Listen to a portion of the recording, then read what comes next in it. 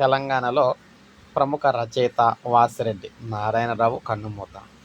So మీరు చూడొచ్చు చిత్రంలోని ప్రముఖ నవలా రచయిత, విశ్రాంత ప్రభుత్వ ఉన్నత ఉద్యోగి వాసిరెడ్డి నారాయణరావు వయోభారంతో బంజారా హిల్స్లోని చనిపోయారు.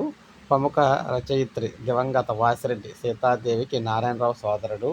కమ్యూనిస్టు నేతలు రావు బాలగంగాధరరావు, మాకినేని బసవ పున్నయ్య ఆయనకు బంధువులు. నారాయణరావు భార్య సక్కు బాయి, కుమారుడు తరుణ్ గతంలోనే మృతి చెందారు. మరో కుమారుడు శ్రమణ్ ఇండియన్ ట్రేడ్ సర్వీస్ విభాగంలో పనిచేస్తున్నారు.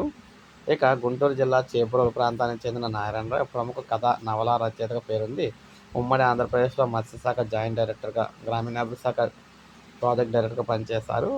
వారపత్రికల్లో కలం పేర్లతో రచనలు చేశారు. మంత్రాల మర్రి, మొండి చెయ్యి, సీసాలో శవం, వీలునామా తదితర 16 డిటెక్టివ్ నవలలు, రత్నగర్భ, కురుక్షేత్రం, శ్రీవారి శ్రమదానం వంటి కథా సంపుటాలు వెలువడ్డాయి. 90 ఏళ్ల వయసులోనూ అనగనగా ఒక ఈగ పిల్లలో కూతు మనకి పేరు మర్చిపోయిందనమాట.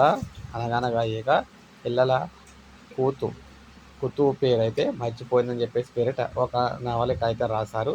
తన సోదరి doctor Vasireddy Sitadevi memorial foundation వ్యవస్థాపకులుగా ఆమె రచనలకు 16 సంపుటాలుగా వెలువరించారు. సో ఆయన బంజారా హిల్స్లోని మహాప్రస్థాల అంత్యక్రియలు అయితే జరుగుతున్నాయి. వారు హైదరాబాద్లోనే అయితే ఉంటున్నారన్నమాట ఎప్పటి నుంచో. సో హైదరాబాద్లో స్థిరపడడం అయితే జరిగింది. సో ఈ విధంగా ప్రముఖ రచయిత అయితే చనిపోవడం అయితే జరిగింది. సో ఈయన ప్రభుత్వ ఉద్యోగి కూడా. ఇది అప్డేట్ ఒక లైక్ చేయండి, సబ్స్క్రైబ్ చేసుకోండి, మన ఛానల్ సబ్స్క్రైబ్